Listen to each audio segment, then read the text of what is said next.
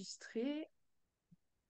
Et c'est parti. Donc, je vous remercie à tous d'être présents pour cet atelier dédié bioimpédance et maladies rénales chroniques. Donc, je suis Eva Cornet, dirigeante de l'entreprise Bioparom. Et je remercie Stanislas Trolonge qui intervient sur cet atelier. Donc, pour des raisons de praticité, Stan est là en visio avec nous, mais l'atelier a été enregistré. Il n'était pas sûr d'avoir une connexion Internet, d'avoir la possibilité de se connecter pile à l'heure. Donc, la session, elle a été enregistrée hier et elle va vous être diffusée à partir de maintenant.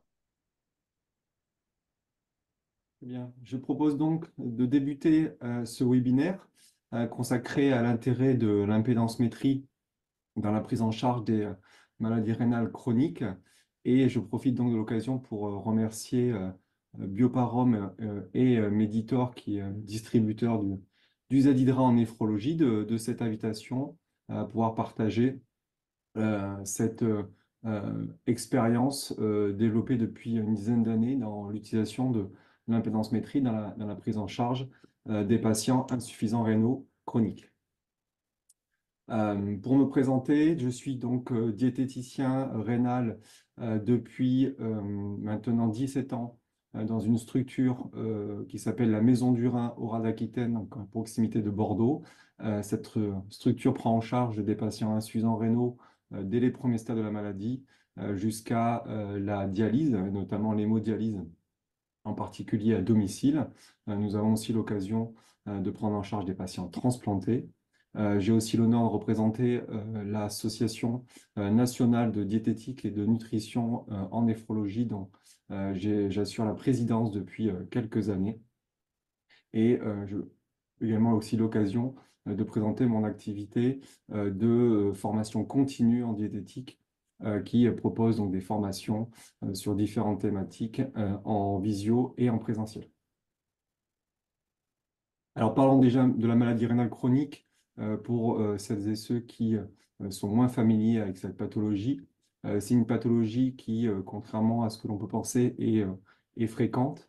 On estime à peu près à 5 à 10% de la population générale atteinte, consciemment ou non, d'insuffisance rénale chronique. Au jour d'aujourd'hui, le dépistage est encore insuffisant et on encourage toutes les personnes à réaliser des bilans rénaux. Le simple dépistage se fait avec une bandelette urinaire, c'est important de le rappeler.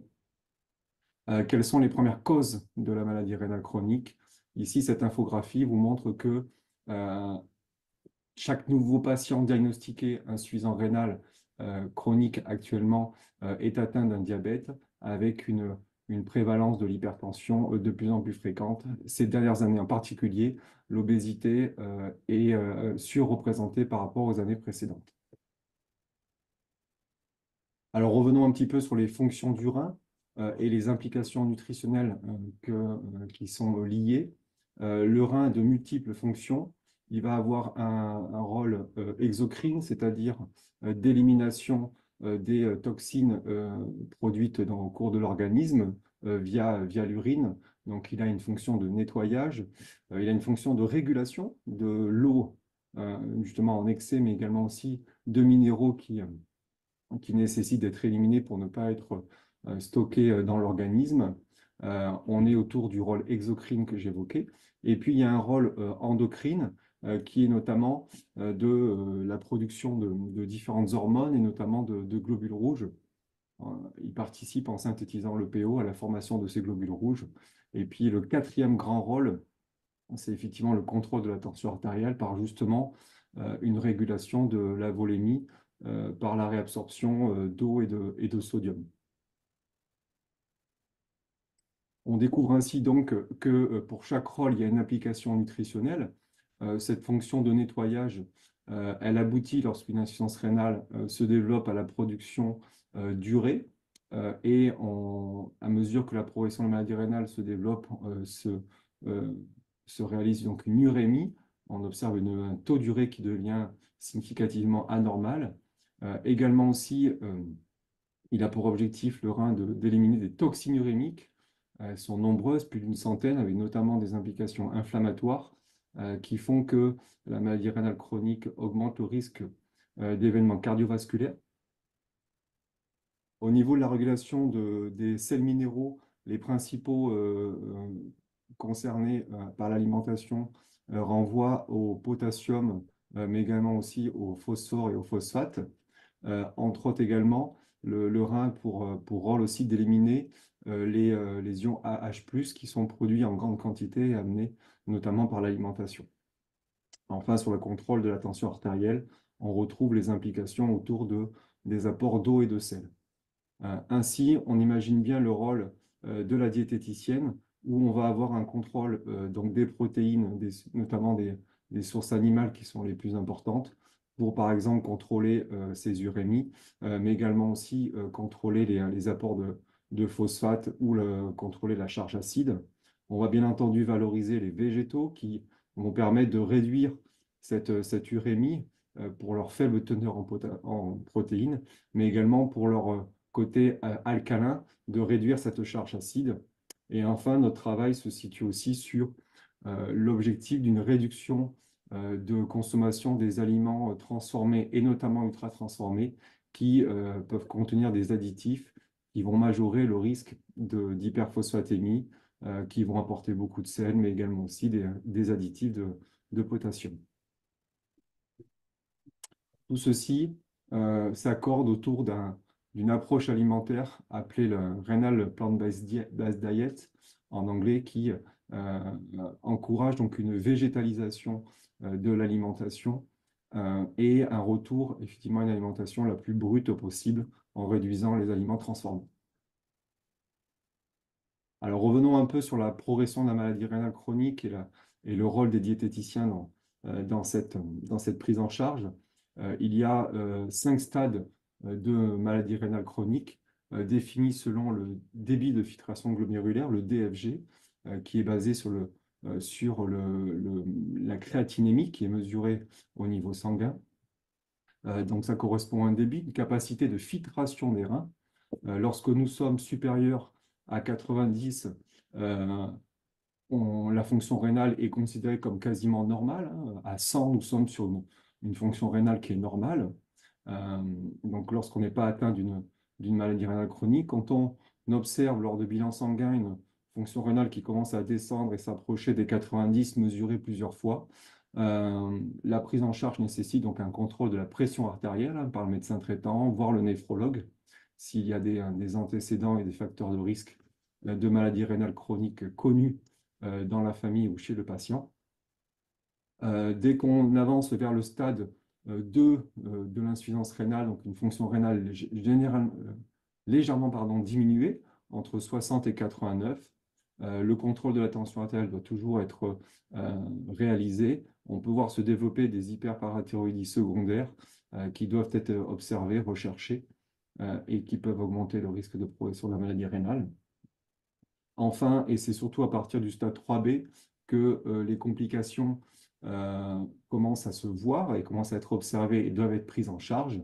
Donc, on retrouve bien entendu le contrôle de la pression artérielle, le contrôle de l'hyperparathyroïdie secondaire, et puis le risque d'anémie, d'acidose, mais également des troubles osseux peuvent survenir et donc font l'objet, pareil, d'une surveillance biologique et éventuellement de traitement. Là, nous entrons en jeu, nous les diététiciens, dès ce stade 3B, ou en tout cas c'est la recommandation de la HAS, qui nous amène à évaluer les ingestats des patients et apporter des corrections par l'alimentation pour réguler ces complications. Enfin, dès le stade 4, se rajoute un risque de dénutrition. Donc là où on retrouve encore une fois le rôle de la diététicienne pour prévenir ce rôle cette conséquence de dénutrition par une alimentation suffisamment calorique et adaptée en protéines.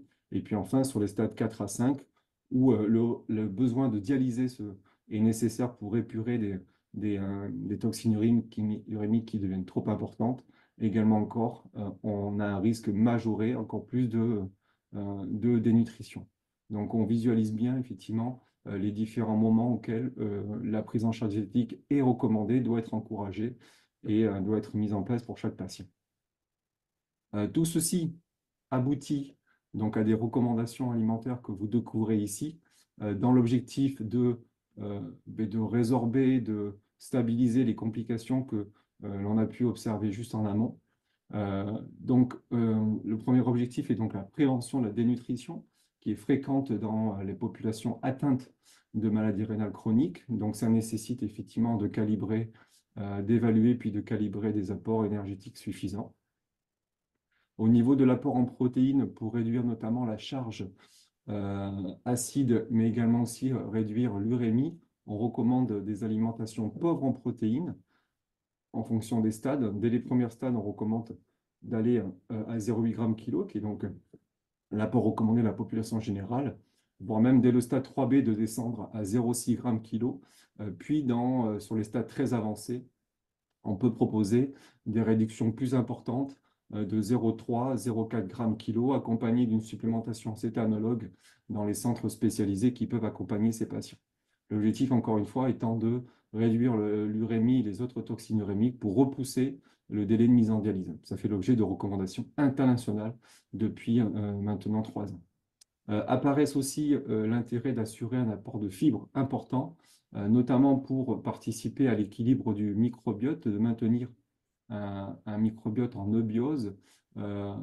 Sachez que notamment on commence à observer des dysbioses responsables de production beaucoup plus importante de toxines urémiques, donc directement en lien avec le risque de progression de la maladie rénale. Donc c'est un nouvel argument pour valoriser l'intérêt des végétaux et des céréales pour leur apport de fibres pour maintenir le microbiote en bonne santé.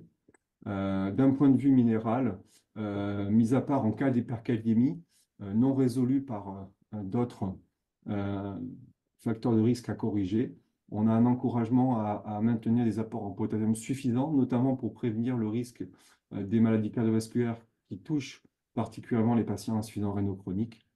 Enfin, sur les phosphates, il y a un encouragement à réduire quantitativement les apports et notamment en s'intéressant à l'apport qui est grandissant des phosphates d'origine inorganique, c'est-à-dire sous forme d'additifs, et donc qui invite à éliminer le plus possible les aliments ultra transformés.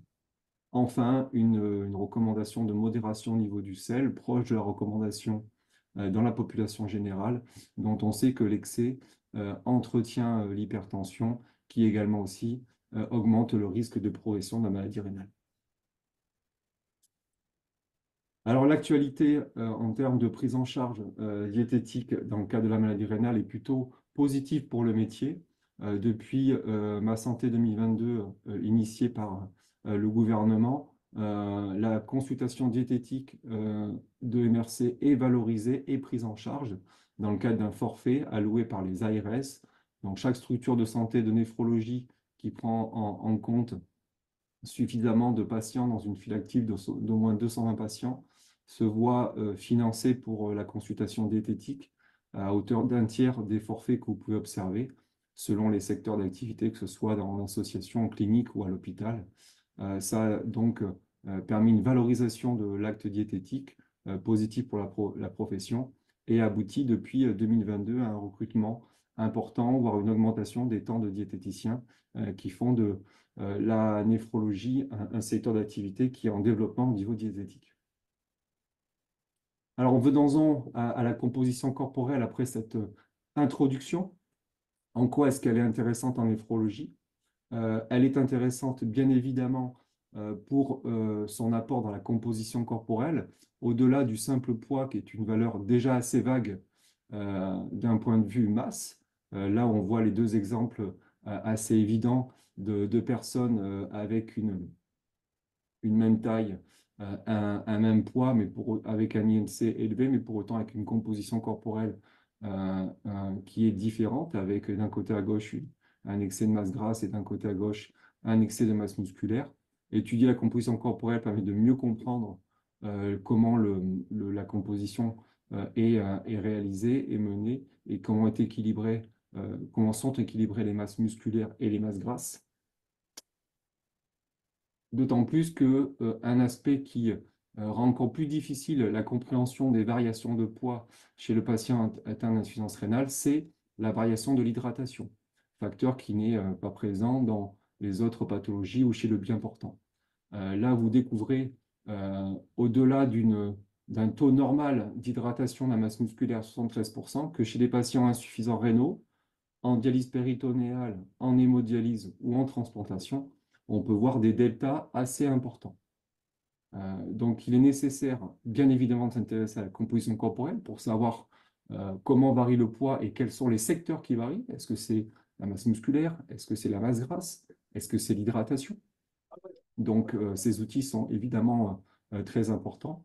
Et cela également aussi introduit la notion d'avoir un outil de mesure de composition corporelle qui soit fiable et qui soit capable de distinguer de manière objective et indépendante l'évolution des masses et des fluides. J'aurai l'occasion de revenir sur ce sujet un peu plus après. Alors justement, on observe une évolution des technologies de composition corporelle. Les premiers impédance-mètres nous proposaient des modèles à 2 voire 3 compartiments. Ils ne permettaient pas de dissocier l'eau extracellulaire, notamment qui peut être en excès chez ces patients insuffisants rénaux, qui vont stocker de l'eau sous forme de surcharge qui peut entraîner donc, notamment une hypertension et aggraver la progression de la maladie rénale.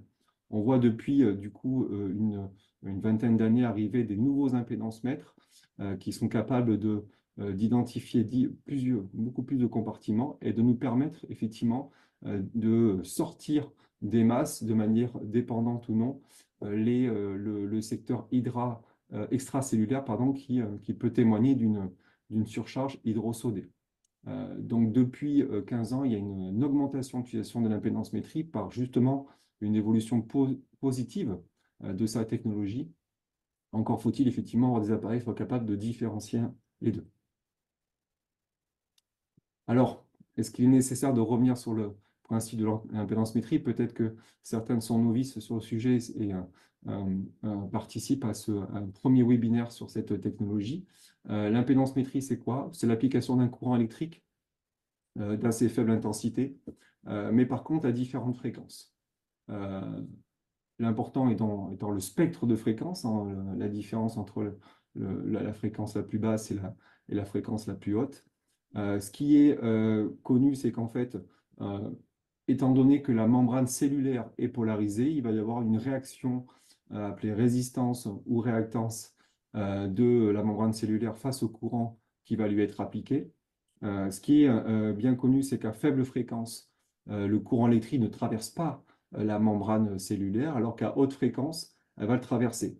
Et c'est déjà grâce à ces premiers résultats qu'on peut mesurer ce qu'on appelle le volume d'eau total à haute fréquence et à faible fréquence le volume d'eau extracellulaire. On obtient donc évidemment par différence le volume intracellulaire. Et puis les premiers impédance-mètres ont permis, lorsque l'hydratation est à l'état stable, ce qui n'est pas le cas en tout cas chez les patients insuffisants rénaux, voire dialysés, mais dans les cas où l'hydratation était stable, ça nous permettait de déduire les masses tout en sachant que le muscle étant très hydraté, au contraire de la masse grasse, comme vous le voyez ici, ça nous permettait de sectoriser un petit peu les deux côtés. La grosse problématique, effectivement, chez nos patients insuffisants rénaux ou nos patients hémodialysés, où leur hydratation va varier, et si on n'a pas une mesure indépendante des différents secteurs, on se retrouve avec une mésinterprétation des masses à cause d'une évolution trop importante, trop extrême de l'hydratation. Alors, le premier intérêt de l'impédance métrique dans la maladie rénale chronique, c'est bien évidemment de suivre nutritionnellement les patients et donc d'évaluer les masses musculaires et grasses. Pourquoi? Parce que le risque de sarcopénie, il est important. Alors, pour argumenter cela, il faut rappeler un peu le profil de ces patients-là. Ce sont surtout des hommes plutôt âgés. Vous voyez ici la moyenne d'âge de mise en dialyse des patients sur les derniers rapports épidémiologiques de cette pathologie. Donc, ce sont souvent des patients âgés qui présentent des comorbidités assez importantes, hein, une hypertension, je vous en ai parlé tout à l'heure, à peu près un quart des patients. Diabète, la moyenne actuelle est à 22%, mais chaque nouvelle patient dépisté, MRC, présente un diabète sur 2, donc on a une variable qui est en forte augmentation. Et donc, ce sont des patients qui, potentiellement, en fait, ont déjà reçu des conseils, éventuellement, alors à raison ou à tort, hein, de restrictions alimentaires. Et donc, tout ça fait que, selon les schémas de prise en charge, ils peuvent cumuler donc des restrictions et être finalement à risque de dénutrition par la suite avec l'aggravation de la maladie rénale chronique. Donc, la présence d'une diététicienne compétente et formée à la prise en charge de ces patients permet de limiter cette dénutrition qui est encore fréquente, hein, de l'ordre de 15 à 60% dans certains centres de dialyse. Alors, quelles sont les causes de cette dénutrition protéino-énergétique qui est fréquente chez cette population-là? On a déjà un premier phénomène qui correspond à une diminution de l'apport en protéiques et calories, du fait notamment de l'urémie qui augmente dans le sang, hein, la présence grandissante des toxines du fait d'une moins grande excrétion rénale fait que les patients perdent l'appétit, c'est assez significatif, et l'appétit diminue fortement à mesure que la maladie rénale progresse, et donc on a une diminution des apports énergétiques et protidiques.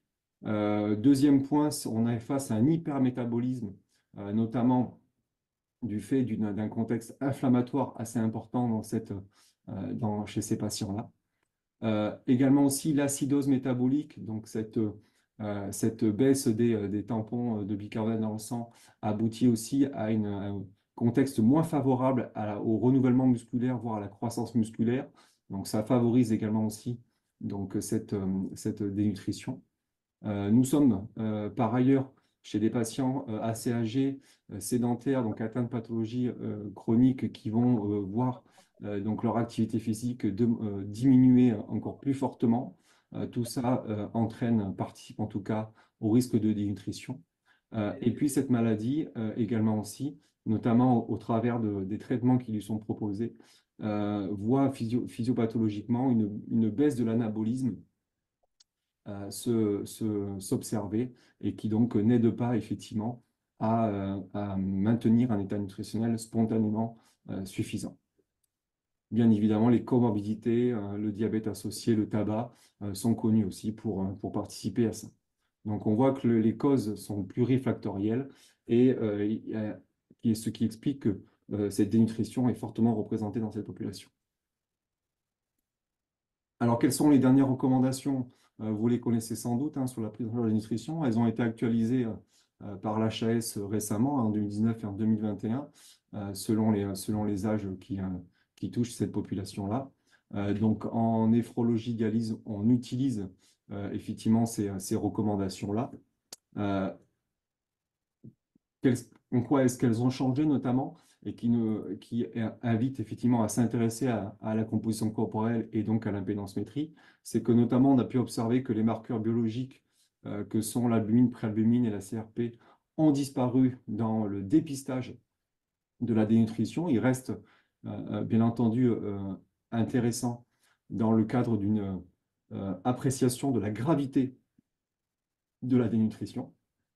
Mais par contre, effectivement, on a vu apparaître dans ces récentes recommandations françaises l'intérêt d'évaluer la masse musculaire, mais également la fonction musculaire. Et c'est là qu'apparaît du coup l'intérêt de l'impédance-métrie dans l'évaluation de ce critère-là.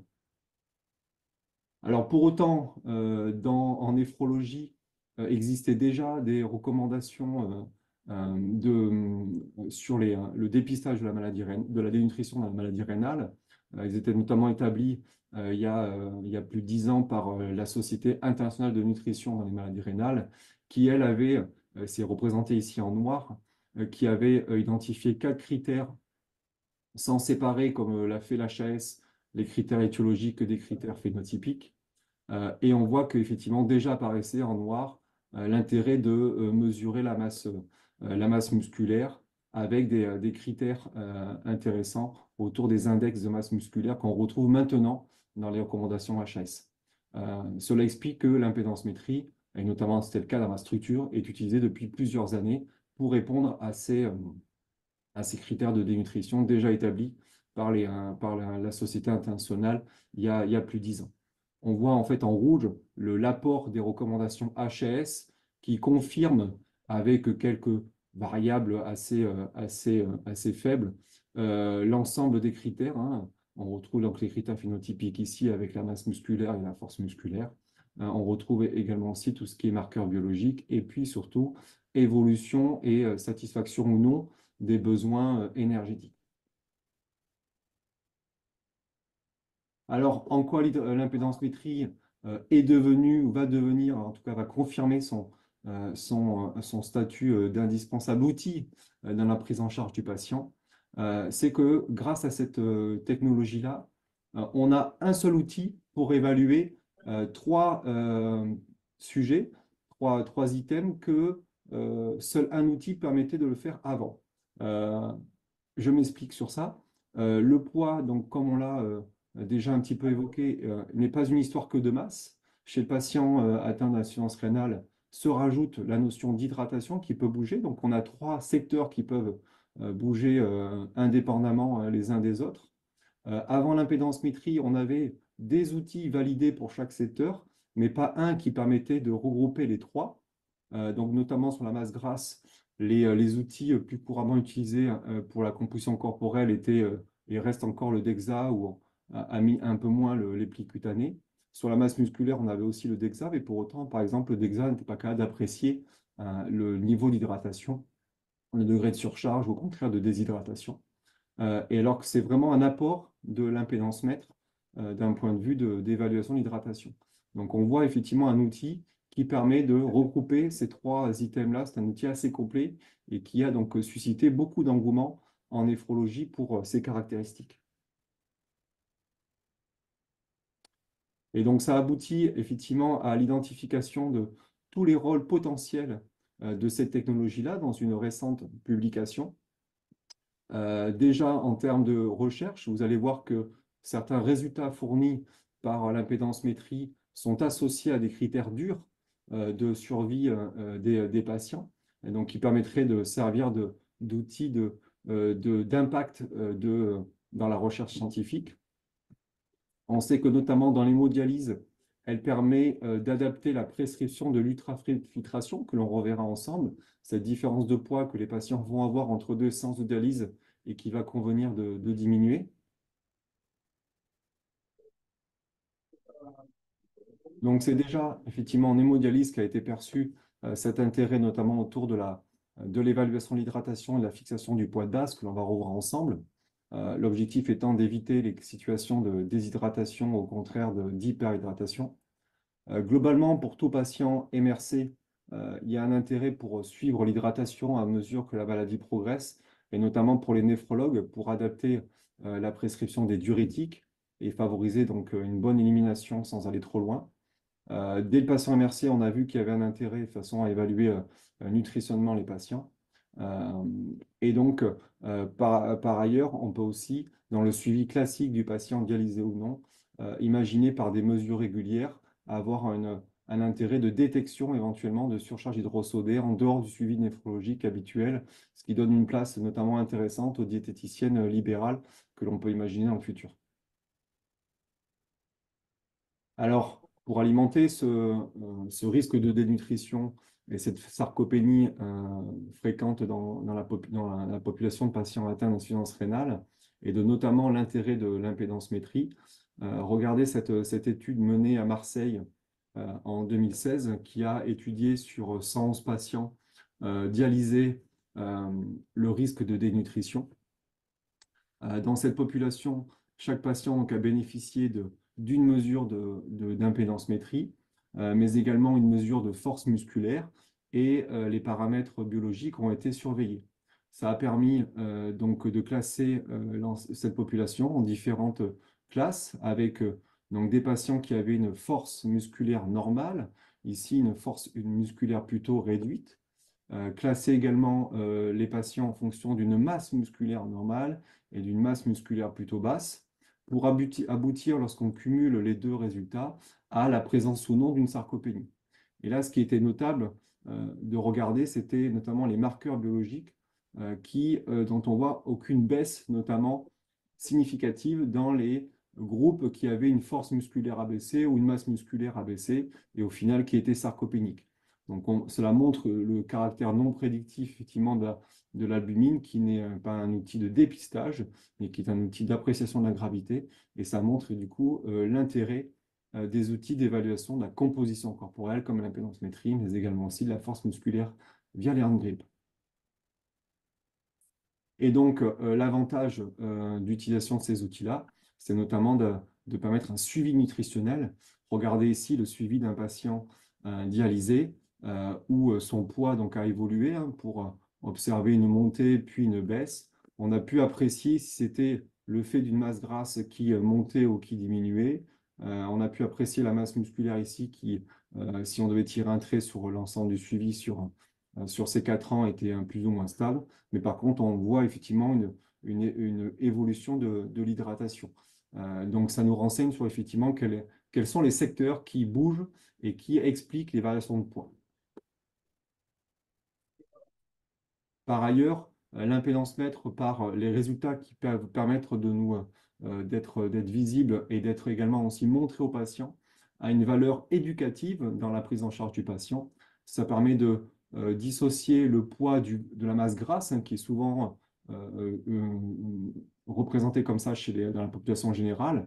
On fait percevoir effectivement au patient que le poids comprend différents secteurs qui peuvent varier indépendamment et qu'il ne faut pas se focaliser sur le chiffre sur la balance. Et ça permet notamment de rassurer les patients lorsqu'on propose des protocoles de réduction de protéines pour freiner la progression de la maladie rénale. Ça les rassure sur le fait que ça n'impacte pas la masse musculaire. Alors, ça rassure le patient, mais aussi le néphrologue ou les autres soignants qui peuvent être résistants à ce genre d'approche. En tout cas, c'est un soutien également aussi à la motivation lorsqu'on souhaite engager des programmes d'activité physique chez ces patients. Et donc, voici par exemple un premier cas de patient mesuré ici sur les résultats. Donc, avec un indice d'activité métabolique, un niveau de forme cellulaire plutôt bas, assez classique qu'on retrouve dans les patients atteints de pathologies chroniques. On voit ici une masse musculaire plutôt basse, une masse grasse un peu élevée. On est typiquement face à un patient qui présente une obésité sarcopénique. Mais également aussi, on peut apprécier l'état d'hydratation ici. Je vous présente un petit peu les caractéristiques de ce patient, qui est vraiment un bon exemple de l'intérêt de la pédance-métrie dans son suivi. Donc un patient donc, en situation d'obésité, diabétique de type 1, depuis plusieurs années sous insuline, avec une HbA1c à 7,8, donc moyennement équilibré, et qui est donc tonnelier de formation et d'activité professionnelle. Il est vu en consultation diététique, envoyé assez tardivement par son médecin traitant auprès du néphrologue, qui me l'envoie en suivi diététique. Donc, il présente une fonction rénale déjà bien avancée. On est sur un stade quasiment 4-5 de la pathologie, avec un DFG déjà très bas. Une urémie très élevée, 28, pour donner quelques repères. Les objectifs d'urémie dans le suivi des patients tournent autour de 10-15. Autour de 10-15, le risque de mortalité est diminué chez ces patients-là. Donc, on voit une urémie qui commence à être élevée sans qu'elle ait encore pour autant chez ce patient altéré son appétit. Lorsqu'on essaye d'évaluer ces apports en protéines et en sel grâce au bilan urinaire des 24 heures, on retrouve un apport en protéines largement excédentaire face aux objectifs qui, pour le rappeler, sont de 0,6 g chez ce patient-là. Là, on est quasiment au double des recommandations d'apport en protéines et on est en excès également aussi en apport en sel. Et ce patient-là présente au niveau biologique une hyperkaliémie sans chélateur avec une acidose débutante et une hypocalcémie associée à une hyperphosphatémie. Donc, on a l'ensemble des complications assez classiques observées chez ce patient. Lorsqu'on fait une enquête alimentaire, on ne retrouve pas, comme on pourrait le penser, un excès de potassium. On est autour de 3 grammes, donc on est absolument dans les recommandations. C'est plutôt quelqu'un qui mange assez peu de légumes, qui est plutôt fruité avec des sucres rapides, qui d'ailleurs pourrait expliquer l'HbA1c un petit peu élevé. Et on voit effectivement l'excès d'apport en protéines avec la présence quotidienne de 2 portions de viande ou équivalent par jour. Et donc, à ce patient-là, il proposait un protocole à 0,7 g/kg, donc diminué de moitié en termes d'apport en protéines, ce qui l'inquiétait un petit peu, mais pour lequel il était motivé pour vraiment freiner quand même la progression de la maladie rénale chronique. On est resté sur un apport calorique par rapport aux évaluations initiales assez stable. On est resté sur un apport en potassium à 3 grammes et on a essayé de chercher à diminuer à 800 mg de phosphate pour diminuer un petit peu la part de l'hyperphosphatémie constatée. Et donc, après négociation, on a abouti donc à la mise en place de fruits fouets, de fruits oléagineux en remplacement des formes plutôt liquides de consommation. On a essayé d'instaurer des céréales complètes, un peu plus de légumes, avec uniquement une petite portion de viande ou équivalent le soir, donc avec un repas plutôt midi végétarien. Et on a essayé d'équilibrer au mieux en fonction de ses habitudes et de ses goûts et de ce qu'il était prêt à faire pour tenter de freiner la progression de maladie rénale. Et donc, on observe par la suite, lorsqu'il vient en deuxième consultation, au bout de 2 mois, une amélioration de la fonction rénale. Il a récupéré 2 points de fonction rénale. On a baissé, et c'est ça surtout l'effet significatif, de 6 points l'urémie, avec une évaluation des protéines vraiment à 0,7 g/kg. Donc, un patient qui a été bien observant au protocole qu'on lui a proposé. On voit qu'on a encore un peu de travail au niveau du sel.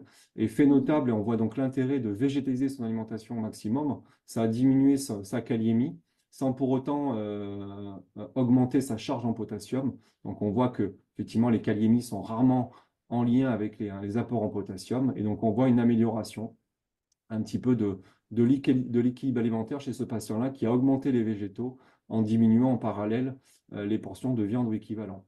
Alors la question bien sûr qu'on se pose, c'est est-ce que ça a engendré une modification de la composition corporelle?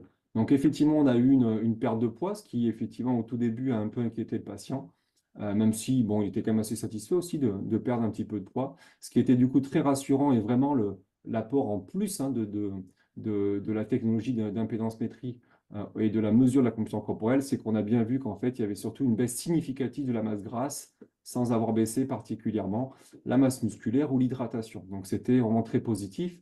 Et ce résultat qui a été remis au patient a eu un effet motivationnel pour vraiment l'aider à maintenir ce changement de comportement. On vient de discuter du suivi nutritionnel. Parlons maintenant de l'intérêt dans l'hydratation de l'impédance-métrie, qui est d'ailleurs le premier objectif qui a été bien vu par les néphrologues et qui a permis à cette technologie de rentrer dans cette discipline, notamment en participant à l'évaluation du poids de base. Alors, on va redéfinir ce qu'est le poids de base pour les non-initiés présents ici à ce webinaire. Le poids de base, donc, c'est le quotidien du patient, hein. Il n'y a aucune pathologie autre que la maladie rénale chronique où le patient est pesé aussi souvent. Le patient, en dehors des pesées qu'il va peut-être faire lui-même chez lui, est pesé à peu près 6 fois par semaine en dialyse, avant la séance puis après la séance. Tout ça encadré par une infirmière.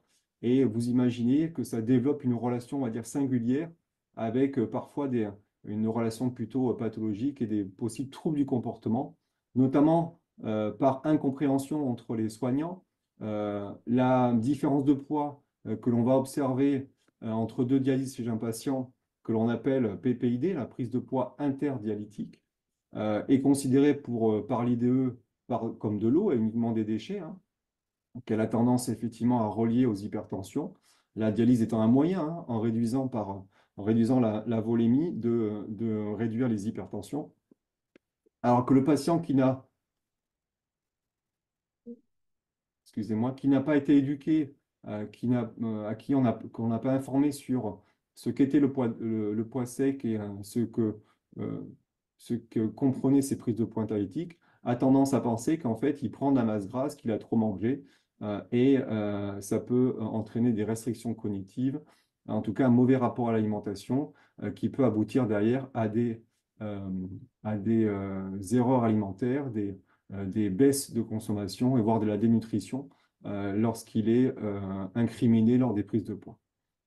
Donc tout ça nécessite d'être travaillé en termes de formation auprès des non-diététiciens et auprès des patients pour s'assurer de la bonne compréhension de ce qui se passe en termes de variation de poids. Alors, est-ce que l'impédance métrie est reconnue dans la maladie rénale chronique? La réponse est oui, maintenant depuis 4 ans. Les recommandations internationales que vous voyez ici présentes, qui ont été publiées en septembre 2020, les KDOQI ont pour la première fois reconnu l'intérêt de la BIA, de la bioimpédance analysis, dans le suivi des patients, notamment en hémodialyse et en DP, dans la fixation du poids sec. Ce n'est pas encore le cas dans l'MRC parce que c'est encore un secteur qui est en évolution et ça manque encore de data d'un point de vue de recherche scientifique. Mais déjà, c'est une première reconnaissance de l'impédance-métrie dans l'intérêt de l'impédance-métrie dans la prise en charge de ces patients. Alors, qu'est-ce que nous a apporté notamment cette technologie-là dans le devenir des patients. Notamment, on a pu observer dans différentes cohortes de patients assez importantes, notamment la CRIC Study, qui est une grande cohorte, plus de 3700 patients.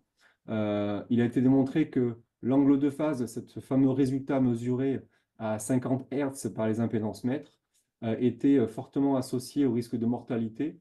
Et donc, lorsque les patients présentent des angles de phase bas et qui diminuent, on est face à un patient qui s'aggrave d'un point de vue de l'état de santé. Donc, ça a été bien démontré dans cette première cohorte ici. On voit dans une autre cohorte, plutôt sur le côté risque cardiovasculaire, où également on avait des patients qui, s'ils présentaient des angles de phase beaucoup plus bas, avaient un risque de dénutrition, un risque de maladie cardiovasculaire et de fragilité plus globale beaucoup plus élevé. Donc l'outil, l'impédance mètre, ne serait-ce que par la mesure de l'angle de phase, et donc dans le ZEIDRA, le fameux indice d'activité métabolique, permet d'identifier le risque de mortalité chez les patients. On retrouve ces mêmes données chez des cohortes de patients insuffisants rénaux et diabétiques, où on a retrouvé des angles de phase bas associés à des risques d'hyperhydratation plus élevés et surtout à des masses musculaires et donc un risque de nutrition augmenté. Alors pourquoi l'hyperhydratation est importante et elle doit être dépistée? Mais parce que également aussi elle est liée à un risque de mortalité beaucoup plus élevé. Regardez ici des données sur une cohorte de patients hémodialysés très importante qui a bénéficié de beaucoup plus d'énormément de mesures. C'est une outil internationale, comme vous voyez ici. Ils ont comparé les patients qui présentaient une surcharge hydrosodée versus ceux qui n'en avaient pas. Et ce que l'on observe, c'est que le risque de mortalité est augmenté quasiment de 60%, de plus de 60%, en termes de mortalité et en termes d'état nutritionnel. Donc, il y a un vrai intérêt, c'est un outil qui peut permettre d'aider à prévenir l'évolution de ce genre de complications.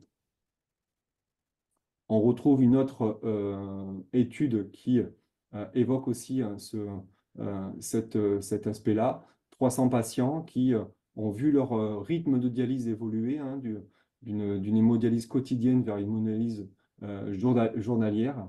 Et on a comparé effectivement le devenir en termes de survie des patients qui présentaient une surcharge hydrosodée versus ceux qui n'en avaient pas, qui avaient été codés à hauteur de 15% du poids corporel. Et donc, on voit bien ici que les patients qui présentent une surcharge hydrosodée moyenne supérieure à 15% du poids corporel avaient un risque de mortalité qui était augmenté, donc une survie qui était diminuée au long cours. Donc, la recherche de l'hyperhydratation est vraiment un vrai sujet hyper important dans le suivi global des patients. Et donc, pour cela, on a besoin d'outils. Vous allez voir qu'il y a différents outils qui sont utilisés. Et l'impédance-métrie vient rajouter une technologie de plus dans cette évaluation. Alors, je vous évoque un peu le poids sec depuis quelques temps. Le poids sec, c'est quoi? C'est plutôt un abus de langage, on aurait plutôt parlé de poids de base. C'est le poids qui est souhaité à la sortie de la dialyse, donc après les 4 heures conventionnelles de traitement.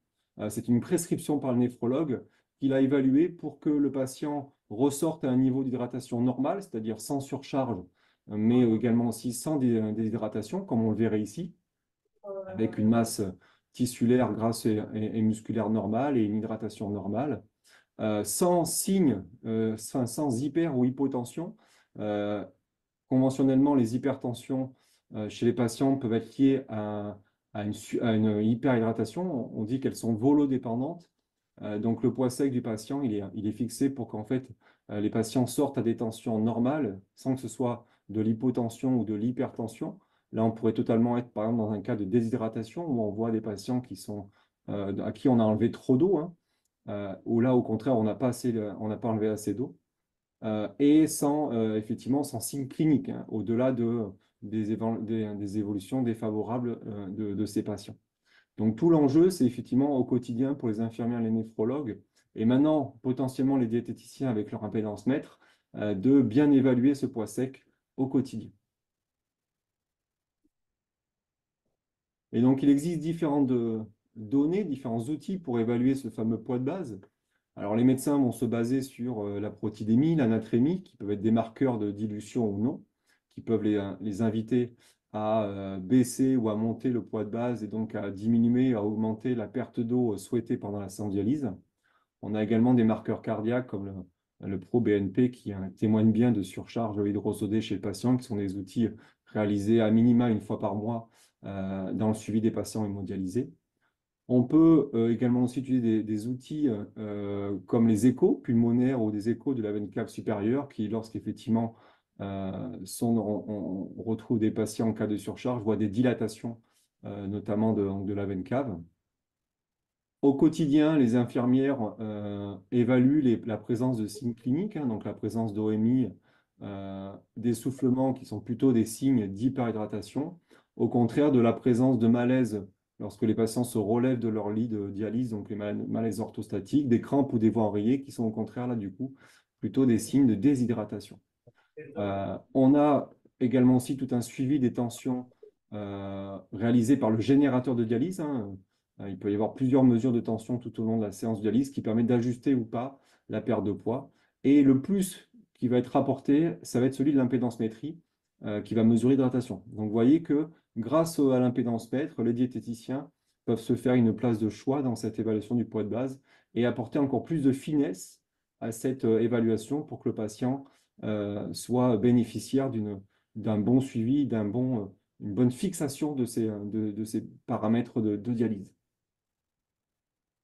Alors pour concrétiser ça, effectivement, hein, le patient qui va se présenter à la dialyse va être pesé, comme je vous l'évoquais, hein, ils sont pesés quasiment 6 fois par jour, 6 fois par semaine, pardon, voire même plus lorsqu'ils sont en hémodialyse quotidienne. Et donc, par exemple, vous pouvez avoir un patient qui se présente à 87,5 kg. Ce que l'infirmière va aller regarder, c'est à combien le patient a été positionné en termes de poids de base. Donc, c'est une prescription du néphrologue, hein. Par exemple, ici, dans le cas de ce patient à 85 kg. Et donc, l'infirmière va programmer pendant les 4 heures de dialyse conventionnelle la différence de poids entre ces deux paramètres pour essayer d'atteindre les 85 kg et son poids de base à la fin. Sauf que nous sommes uniquement sur une variation de poids. Et comme nous l'avons évoqué, la question qu'on va se poser lorsque le patient est à 85 kg, c'est est-ce qu'il est encore en hyperhydratation ou au contraire, est-ce qu'il est déshydraté, donc par la recherche de signes cliniques? Comment ont évolué les tensions et est-ce que les signes cliniques de surcharge qu'il pouvait présenter en amont, est-ce qu'ils ont disparu? Et donc, lorsque l'infirmière a appliqué une ultrafiltration donc de 2,5 kg, elle pense croire que c'est uniquement de l'eau, mais cela pourrait être éventuellement également complété par des constipations qui sont assez fréquentes chez ces patients, lorsque notamment ils sont restreints en eau ou en fibres, à cause du potassium des végétaux, euh, par exemple. Euh, on n'a pas donné, en tout cas l'infirmière qui se base uniquement sur la variation de poids, n'est pas sûre de sa bonne fixation. Et donc l'intérêt de l'impédance-métrie peut être de proposer une évaluation soit en début de séance de dialyse, soit à la fin de la séance de dialyse, pour bien évaluer justement tous ces secteurs hydriques et puis statuer dès le début sur effectivement est-ce que le patient présente une hydratation vraiment excessive et est-ce que il est nécessaire d'appliquer 2,5 litres d'UF. Là, vous voyez un exemple de cas de patient qui, au contraire, en fait, hein, se présente à la dialyse plutôt déjà de manière déshydratée, c'est-à-dire que son poids est complètement surévalué enfin, en tout cas, non, sous-évalué, qu'il faut le remonter. Et donc, il ne faut pas appliquer une ultrafiltration. Le risque étant, effectivement, d'abaisser encore un peu plus la déshydratation qui pourrait se voir donc sur cette mesure de l'eau extracellulaire. Donc, c'est un repère assez intéressant d'évaluation de l'hydratation, l'impédance-métrie, lorsqu'elle est réalisée en début de séance de dialyse. En termes de bonne pratique donc en hémodialyse, la mesure du patient peut se faire donc en début de séance, comme on vient de l'évoquer, pour vérifier s'il y a une surcharge aussi importante que la différence de poids entre le poids de base et le poids d'arrivée le présume. Ça peut se faire également aussi après la séance pour vérifier également qu'on n'est pas allé trop loin dans la baisse la baisse du poids et qu'on n'est pas entraîné de déshydratation un peu trop importante. Alors, conventionnellement, il faut que le patient, bien évidemment, soit allongé pendant plusieurs minutes. Alors, ce qui est le cas facilement après la séance de dialyse. Ça nécessite de l'allonger suffisamment lorsqu'on est en début de séance de dialyse. Il ne doit être bien entendu en aucun cas en contact avec quelque chose de métallique ou ses autres membres. Donc on doit bien voir les membres écartés. Aucune activité physique intense ne doit être mesurée. Et puis on évite de faire ça après la prise d'une collation ou d'un café. Il est recommandé par la SFNCM, comme vous le voyez ici, des électrodes collées euh, ici représenté donc sur les mains et les pieds pour un contact main-pied, donc une mesure du corps entier, et notamment le Z-Hydra répond à ces recommandations.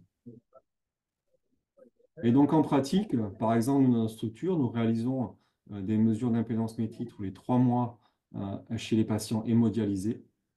L'avantage du Z-Hydra ou du Z-métrique, c'est qu'on peut réaliser donc des mesures pendant la séance grâce au caractère non déductif des masses et des fluides. Donc, on sait que la mesure des masses ne sera pas influencée par l'évolution de l'hydratation pendant la séance. Il n'y a que cette impédance mètre-là qui offre ce service-là. Donc, en pratique, si on souhaite faire une mesure en début de séance, il faut donc considérer le poids d'arrivée et non le poids sec du patient. On va, si on fait ça en milieu de séance, déjà retrancher l'UF qui a été réalisé, hein, si vous faites ça au bout de 2 heures, par exemple, de dialyse. On va aussi enlever le poids moyen des patients pour être sûr de mesurer, de renseigner pardon, un poids réel. Et puis, pensez ici à rajouter la collation qui a pu être prise plus d'une demi-heure avant pour essayer d'estimer le mieux possible le poids réel sans que l'on ait à débrancher le patient pour aller se poser, bien évidemment. Alors, pour traduire ça, vous voyez un exemple de mesure pendant la séance, hein, au bout de 2 heures de séance, donc on est à mi-séance de dialyse. Et là, on se rend compte qu'effectivement, on a un secteur extracellulaire qui est plutôt bas, un volume d'eau total qui, au total, est très très bas. Donc là, il y a un risque, effectivement, qu'on le déshydrate un petit peu trop, puisqu'on est à la moitié de la séance de dialyse. Donc, il faut être vigilant. Ça permet en fait de renseigner l'infirmière sur le fait que peut-être on peut arrêter l'ultrafiltration, on peut laisser le patient à cette perte de poids diminuer de moitié, et ça évite l'apparition d'autres signes cliniques qui sont très désagréables pour les patients, comme notamment les crampes. Donc, ça peut se vérifier après par l'évolution des hypotensions. Et donc, notamment, là, c'était typiquement un patient chez qui on tirait trop d'eau, c'est-à-dire qu'on le déshydratait de manière importante, et ce qui avait potentiellement, du coup, traduit une modification de l'activité physique. Un autre cas de dépistage, là, il était très intéressant ce cas-là. C'est un cas de patient insuffisant rénal, donc pas dialysé, hein, contrairement à celui que je vous ai montré juste avant. Un stade 4 qui se dégradait assez rapidement, c'était une polykystose rénale. Ce patient se présente à moi avec plus de 10 kg par rapport à son poids précédemment il y a quelques mois. Il est mesuré donc par impédance-métrie et on retrouve donc métaboliquement un patient plutôt fatigué, hein, stade MRC stade 4, un peu en surcharge hydrosodée, vous allez le voir, donc assez classique. On voit typiquement, encore une fois, le cas de surpoids, d'obésité sarcopénique. Et donc, cette mesure a été réalisée 10 jours avant qu'il fasse un OAP. Donc, en fait, cette mesure-là avait eu un côté prédictif, alors qu'il n'avait pas de symptômes lorsqu'il s'est présenté à la consultation avant. Mais 10 jours après, cela a entraîné, il s'est manifesté par un OAP et a dû être hospitalisé. Et donc, justement, on retrouve voilà, ce delta de quasiment 10 kg, 10 litres qui avait été mesuré en avant. Donc, il y a le côté prédictif que peut avoir l'impédance métrie sur le statut hydrique avant que se manifestent des symptômes cliniques en lien ou pas avec l'état d'hydratation. Donc, c'était un cas qui était assez intéressant. On avait deviné avant qu'il allait faire un OAP. Nouveau cas, aussi assez intéressante, une patiente assez jeune, diététicienne de son état, assez sportive, beaucoup de courses à pied, et qui donc était suivie pour une maladie rénale chronique qui progressait. On lui avait proposé donc un régime pauvre en protéines assez bas, 0,4 g/kg, avec une supplémentation en céto-analogue, et qui a dû débuter la dialyse parce que sa maladie rénale, au final, avait quand même progressé. Alors, cette patiente était restée un petit peu réticente à la mise en dialyse de manière conventionnelle jusqu'à 12 heures par semaine. Donc, on est allé progressivement, malgré le besoin d'épuration qui était important.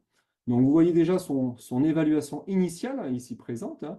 Donc, on voit effectivement le caractère jeune, le caractère sportif, malgré la présence de la maladie rénale chez cette patiente-là, qui témoigne d'un niveau de forme assez élevé.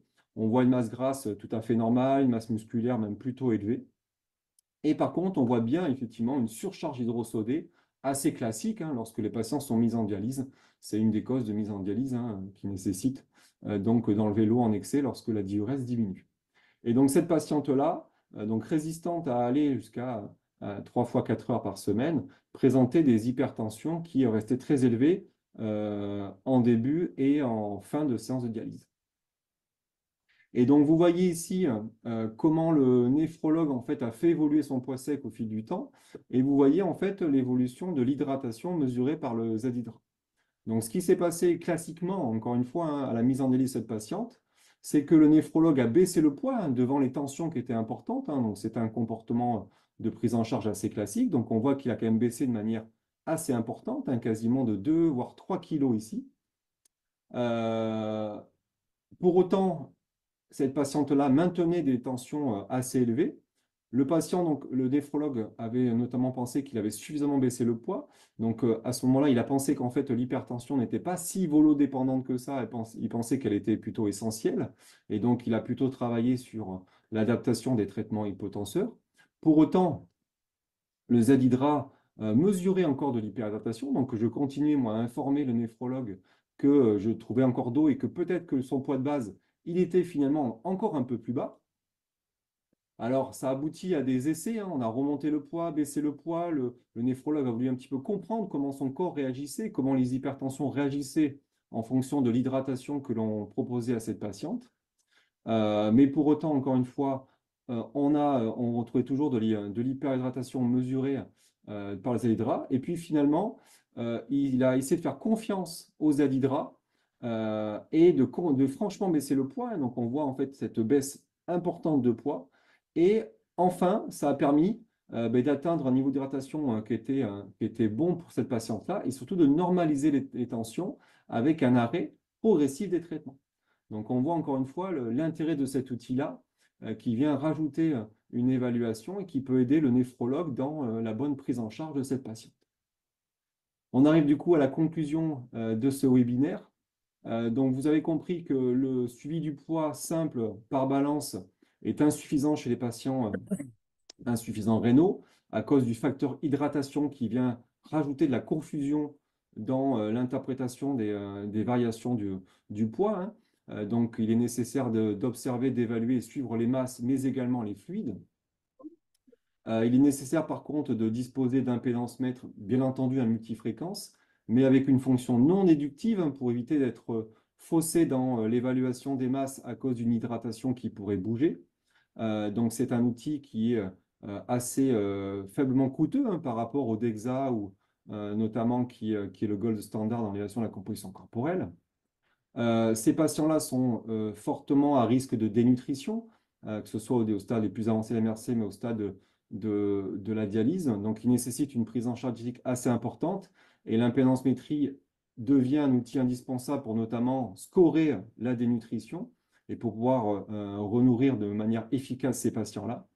Et également aussi, ce sont des outils, l'impédance-métrie est un outil motivationnel par le visuel que l'on obtient dans les évolutions du poids, que ce soit des masses musculaires ou des masses grasses, pour s'assurer que les protocoles, que ce soit de freination de la maladie ou que ce soit de renutrition chez les patients dialysés, sont efficaces. Donc ça permet de motiver, d'argumenter, de rassurer à la fois le patient d'une manière générale.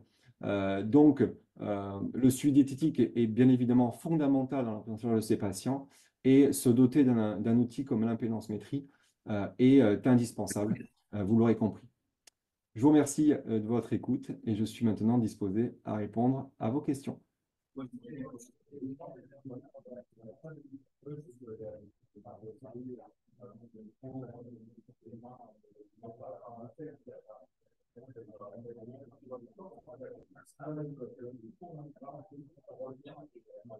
Merci du coup.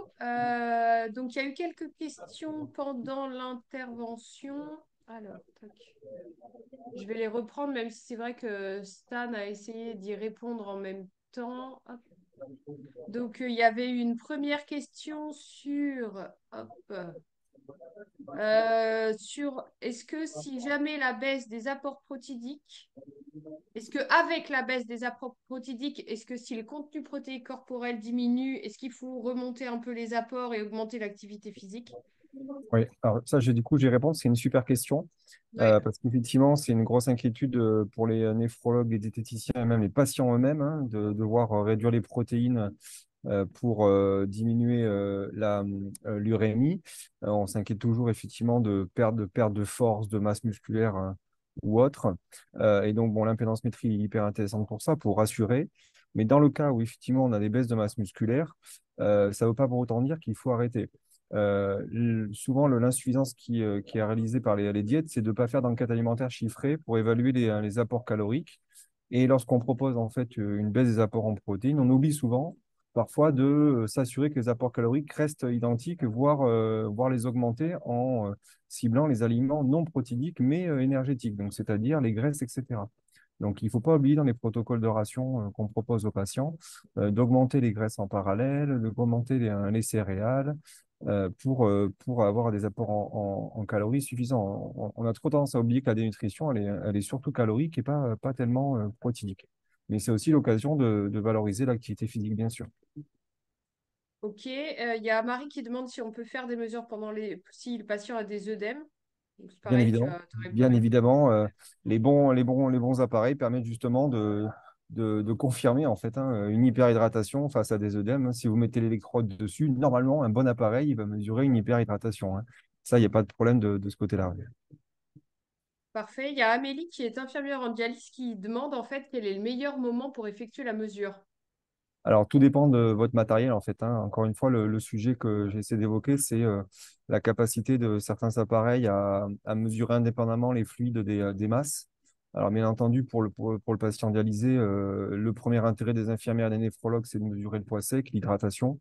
Donc, au jour d'aujourd'hui, comme vous l'avez vu, hein, les recommandations, elles sont un peu farfelues parce qu'en fait, elles recommandent de faire des mesures 30 minutes après la fin de la séance. Donc, autant dire, il n'y a aucun patient qui Déjà reste, parti, qui quoi. accepte voilà, de faire une mesure C'est clair. à ce moment-là. Mm. Donc, plus traditionnellement, en fait, on fait les mesures en début de séance parce que le patient, finalement, il est assez équilibré de ce point de vue-là. Après, donc l'avantage avec le Zalidra, en tout cas, nous, c'est l'expérience qu'on a pu développer à l'ORAD, c'est que quand il est arrivé, je crois, il y a une dizaine d'années, hein, ça doit faire 10 ans que vous êtes sur le marché, Ouais. on avait comparé avec un autre appareil qui est le BCM, hein, Mm. et effectivement, on s'était rendu compte que même en milieu de séance, c'était pertinent. Et puis, de toute façon, l'hydratation reste assez facilement bien mesurée par les impédances mètres à multifréquence. Après, le gros point de différence, c'est les masses. Mm. Et on avait des masses qui variaient vraiment dans tous les sens avec les autres appareils parce que les mesures étaient dépendantes, Mm. déductibles. Donc là, nous, on a fait le choix il y a une dizaine d'années, effectivement, des Alidra parce qu'on avait voilà, des masses qui étaient, peu importe l'hydratation, qui étaient cohérentes et qui ne bougeaient pas en fonction de la dialyse. Donc ça nous a permis de pouvoir faire les mesures pendant la séance. Donc vous imaginez le gain de temps, les heures de sommeil gardées, pour en tout cas nous, les diététiciens qui faisaient les mesures avant. Mais donc, il vaut mieux effectivement les faire d'une manière générale avant, parce que le patient est stable, voire même entre les séances, hein, lors de consultation, hein, c'est tout à fait faisable. En milieu, je dirais oui avec le Z-Hydra. Avec tous les appareils, on ne peut pas le faire. Hein. Il y en a qui sont propices à ça, d'autres non. Et puis en fin de séance, pourquoi pas aussi. Il y a Docteur Koulibaly qui dit qu'il est médecin en Guadeloupe. Il a deux questions. Oui, oui. Il demande quels sont les biais liés à l'évaluation de l'hydratation extracellulaire et comment on peut faire sur des patients qui seraient amputés.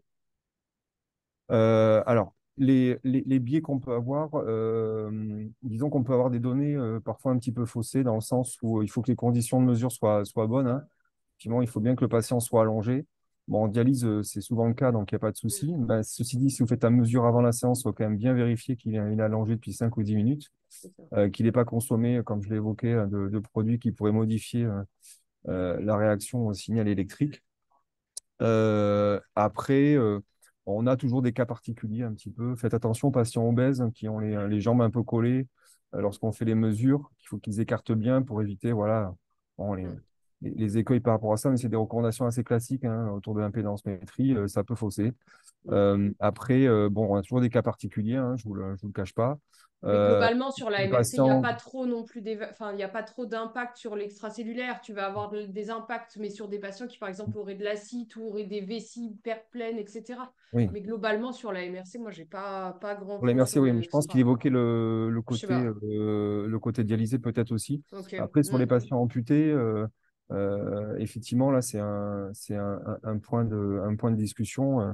Alors, certains impédance-mètres proposent des correctifs avec mais pour le coup, ça, en termes de validation, mm, je ne suis pas très à l'aise sur ça. mm, Et qui plus est, nous, en tout cas, dans ma structure, on a quasiment enfin, ça se compte sur les doigts d'une main les amputés qu'on a de patients. Donc, mm. Chez nous, il faut quand même qu'ils aient au moins un coude et un genou du même côté. Si c'est amputé que d'un côté, on peut basculer de l'autre côté, mais il faut qu'ils aient au moins un coude et un genou pour avoir suffisamment de distance, en fait, qui est mesurée par le courant électrique. ouais, tout à fait. Voilà. Il y a Camille qui demande si la mesure en position debout est fiable pour un patient en consultation. Toi, Alors, tu les fais allonger quand même. moi, je vais répondre avec mon avis à moi. C'est Ouais, mais c'est qu'effectivement, ce qu'on te demandait. étant un puriste de l'impédance métrie, c'est allongé, quoi. Si on veut avoir un équilibre des fluides, le mieux, c'est de rester allongé. Alors, effectivement, le Z Matrix, non le Z Hydra, a été validé debout, mais pour des patients finalement bien portants, hein, d'une manière générale. Mm. Mais sauf à ma connaissance, je ne crois pas que ça a été étudié chez le patient, dans les pathologies, hein, cette validation debout. Hein. Mm. Tu me confirmes, hein. Ouais, ouais, on est d'accord. Donc, On est d'accord. bon, on a la chance d'avoir des lits et des fauteuils Mm. dans les bureaux de consultation ou en dialyse. Il faut en profiter. Il faut plutôt effectivement les faire allonger. Après, sur une diététicienne qui, les fluides, c'est moins, on va dire, central que de dépister la dénutrition. Oui, Si par exemple c'est une consulte pour la dénutrition, qui soit allongée ou debout, la validation fait que tu as le même diagnostic. Donc ça dépend ce qu'on cherche aussi. Je dirais que si c'est pour une consulte de suivi comme ça, qu'on veut regarder l'état tissulaire, oui. voilà, on peut faire un peu comme on veut. Il y a Siem qui est néphrologue et qui demande s'il existe une formation certifiante en nutrition pour le patient dialysé et le patient MRC. Alors, certifiante, ça voudrait dire une Mm, reconnaissance par les sociétés savantes de la SFNDT ou autres. La réponse est non. mm, Cependant, en tout cas, moi, avec le docteur Philippe Chauveau, que je pense que vous connaissez, hein, qui a publié plus de 200 papiers sur la nutrition en néphrologie, on a créé une formation de 2 jours, de 14 heures, en visioformation, il y a maintenant 3 ans, à destination des diètes et des néphrologues. Donc, elle est dispensée à hauteur de 3 à 4 sessions par an en visio. Donc, si vous souhaitez plus d'infos, il suffit de m'écrire directement et je pourrais vous envoyer un peu plus d'informations à ce sujet. Euh, parfait. Il reste deux petites questions en oui, bas. Que proposer quand le patient est pendant la dialyse en hypohydratation extracellulaire, donc déshydraté extra et hyperhydraté intra? C'est l'un des cas que tu as montré à la fin. Hein. oui, alors ça, Ouais. c'est un cas classique, hein. Rappelons qu'on tire sur le secteur sanguin, qui est une partie du secteur vasculaire, qui est une partie du secteur d'extracellulaire. Donc, on espère, en fait, quand on tire sur ce secteur-là, qu'en fait, il y a un effet vase communicant et que l'eau en excès dans l'intracellulaire aille vers ça. Malheureusement, tous les patients ne sont pas égaux face à ce refilling. Et donc, la question faut se poser, c'est, là, on a ce résultat-là avec l'impédance métrique. Que disent les autres signes? Que disent les tensions? Que disent les autres marqueurs de l'hydratation?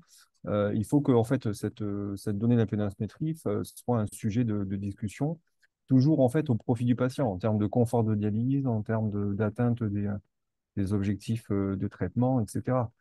Mais pour autant, on ne prend pas de décision unanime sur des mesures voilà, d'impédance-métrie. On les confronte toujours aux autres données. Et puis, ben, il y a des patients qui sont parfois très, très bien, en fait, quand ils sont plutôt mesurés très déshydratés Ouais. par l'impédance-mètre. C'est comme ça. Puis, il y en a d'autres qui vont peut-être être un peu mieux hydratés.